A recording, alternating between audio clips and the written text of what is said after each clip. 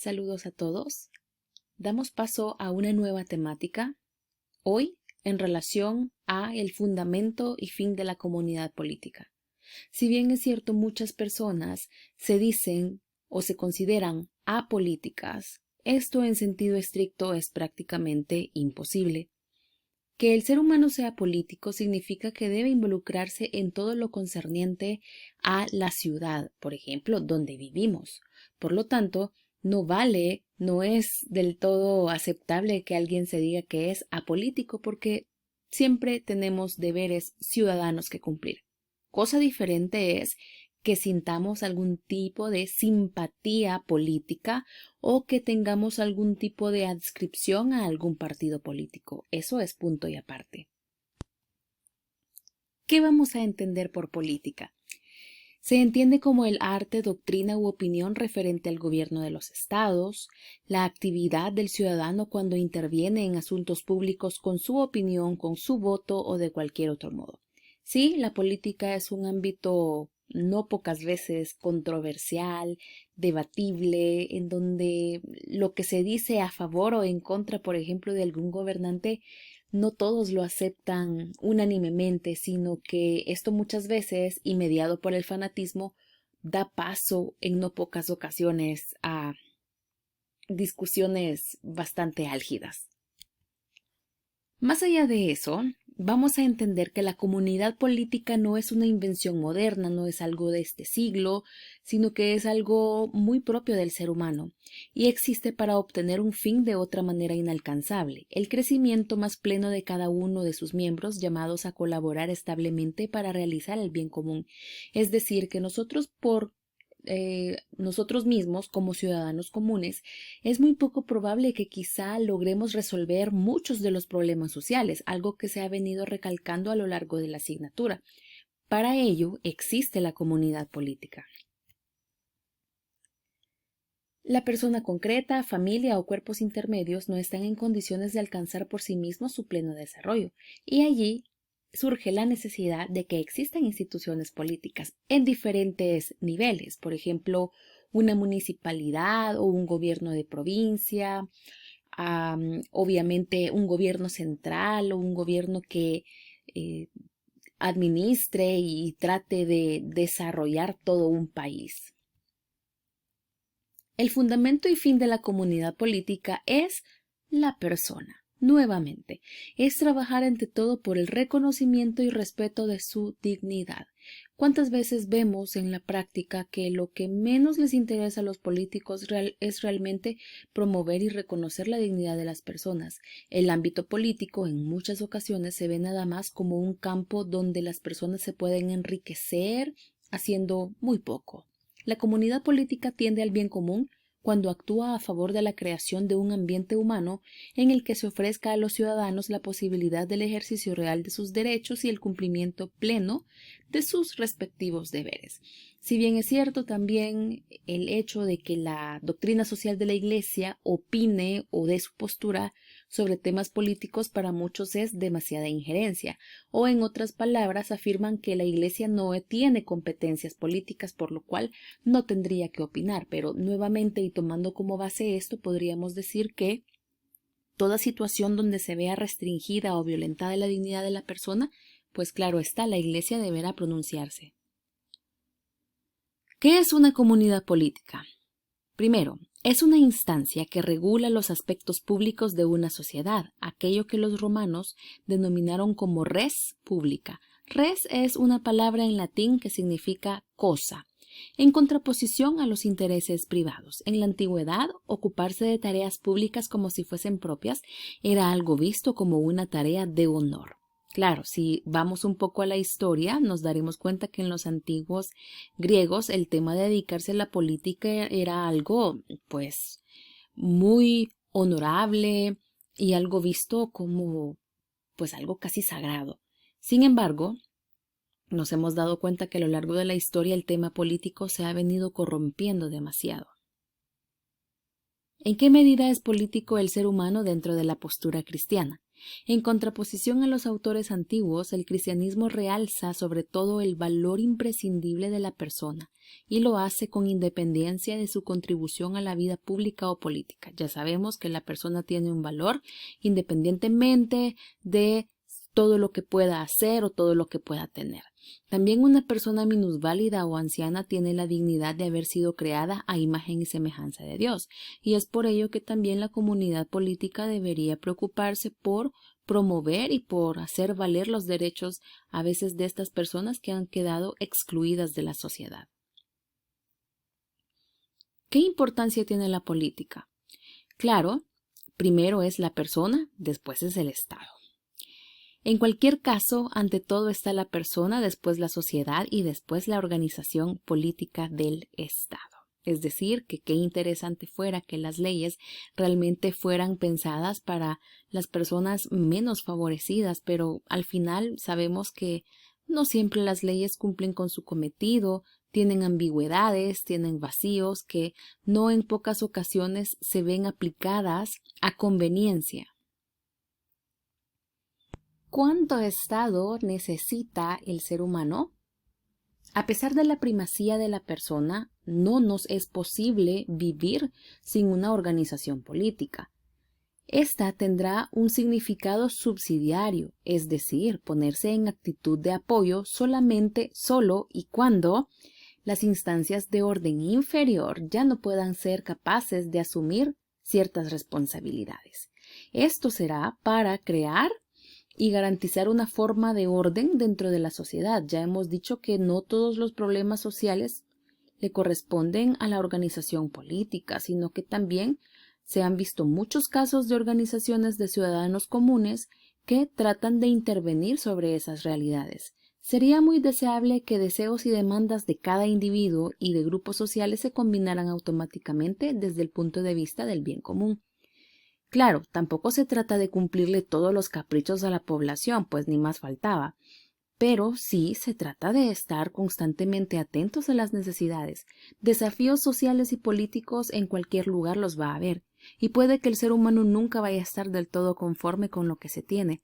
Sin embargo, se trata de al menos crear un ambiente, marcos jurídicos, legales, etcétera, que de verdad contribuyan al bien común. La sociedad, sin embargo, se ve agitada una y otra vez por diversos intereses particulares. Sabemos que la política ha provocado muchas veces tantos desórdenes públicos, enfrentamientos, rivalidades que no terminan y casi siempre el que se sitúa como el más fuerte intenta siempre oprimir al más débil. ¿Quién debería procurar el orden en estas situaciones si no son las instituciones del Estado? Ellos, antes que todos, deberían dar el ejemplo porque están en una posición de autoridad, pero vemos muchas veces que hasta en el ámbito político hay demasiada corrupción. Su instrumento más importante es la ley. En el Estado de Derecho, sin coartar arbitrariamente la libertad humana, sin ir nunca más allá de lo necesario, logra crear un ordenamiento al servicio del bien común. Cuando un gobierno ve restringidas o más bien delimita cuáles libertades las personas sí deben ejercer y cuáles no, pues surge un peligro. Sin embargo, en Latinoamérica, y no solamente en Latinoamérica, sino que en varios países del mundo, se han visto regímenes autoritaristas en donde prácticamente ya las personas se terminan acostumbrando o les es tan difícil salir de esa situación que pues son países que en no pocas ocasiones se ve limitado su desarrollo. ¿Cómo está estructurada la sociedad civil? Se erige frecuentemente tan solo como un mercado en el que mandan oferta, demanda y competitividad, pero pueden existir iniciativas sociales, agrupaciones, asociaciones, fundaciones y organizaciones que van más allá y que también contribuyen a la vida social. Por ejemplo, las organizaciones no gubernamentales presentes en muchos países del mundo. que contribuyen en algunos de los desafíos sociales más relevantes, por ejemplo, la salud, la educación, la formación para el trabajo, entre otros. Así que también son formas más diplomáticas a veces y políticas de nosotros como ciudadanos comunes también involucrarnos con ciertas causas. ¿Dónde reside el poder político? El poder político no es solo el capricho individual de un gobernante que crea ser el único responsable de todo, sino que es el poder de una soberanía legitimada por el pueblo. Sin embargo, sabemos que a muchos políticos, ya concretamente personas, gobernantes, presidentes, alcaldes o cualquier otro título político que ostenten, muchas veces las ansias, la sed de poder les ciega tanto que ya no se preocupan por la población y lo único que les interesa es siempre su propio beneficio. ¿Quién tiene la última palabra, el Estado o el ciudadano? En el cristianismo siempre se realzó que la última autoridad vinculante es la conciencia de cada uno, es decir, ese espacio hasta cierto punto sagrado que cada uno tiene para decidir lo que según crea conveniente. Claro, siempre tratando de respetar el tema de la moralidad.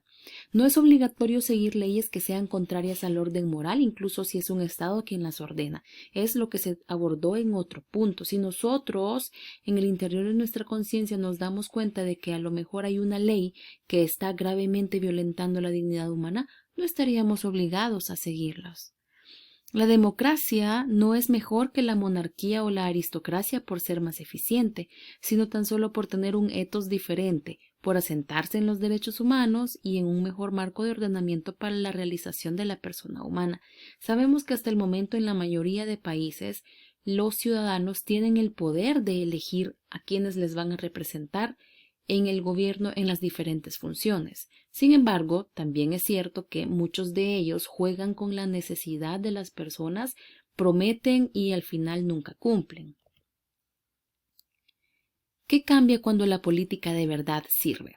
Bueno, desde esta perspectiva, la doctrina social de la Iglesia dice que quien sirve al bien común no mira o no debería ver primeramente su propio bienestar, sino que se tendría que preocupar por el bien de esa comunidad por la que fue elegido y esa comunidad que le ha sido confiada.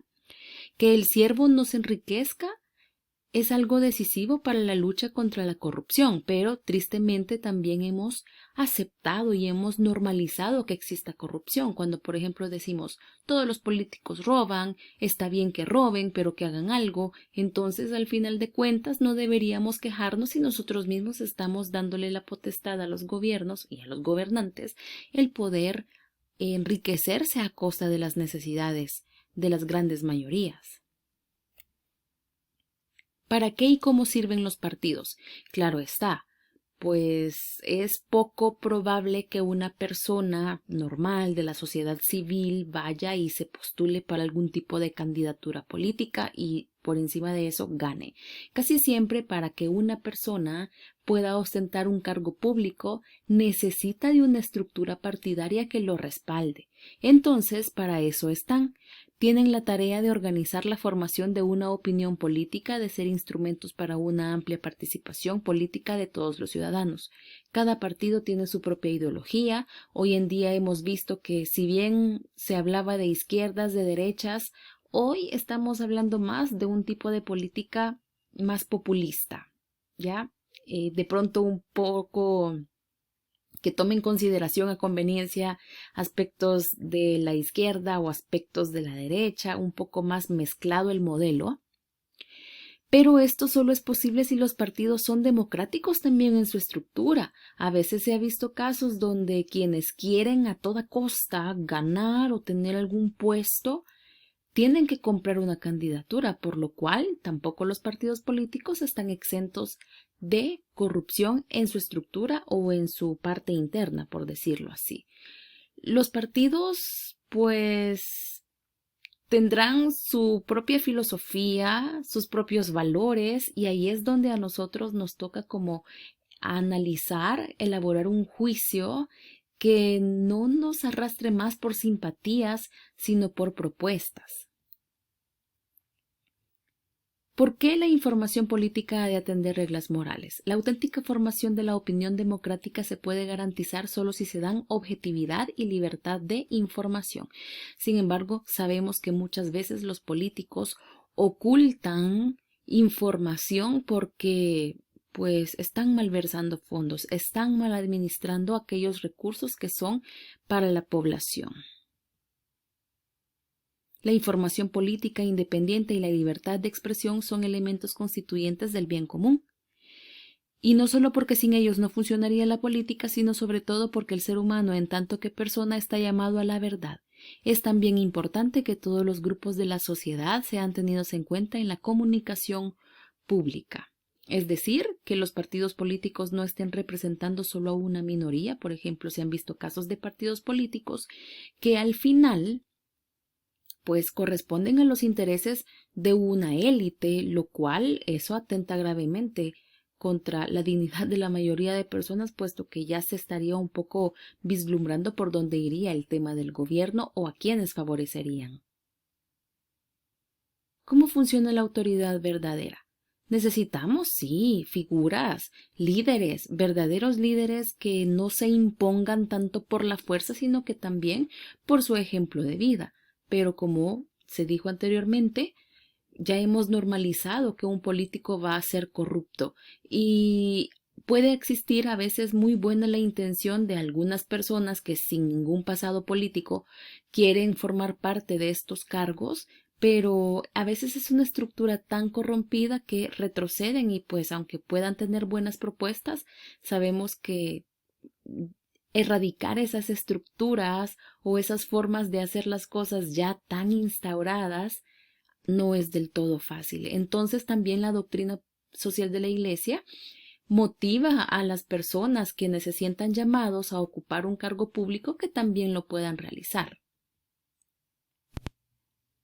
Y por último, cualquier autoridad política existe sobre la base de la dignidad de la conciencia humana. Por ello, las políticas que se orientan por principios morales hacen del concepto de la conciencia la categoría central de su ejercicio del poder. Este es un tema un poco más profundo. En cuanto a la formación de la conciencia, cada uno de nosotros hemos recibido una formación que nos han enseñado qué es lo bueno, qué es lo malo, y aunque haya cosas que son permitidas, sabemos en el interior que a lo mejor no son del todo correctas.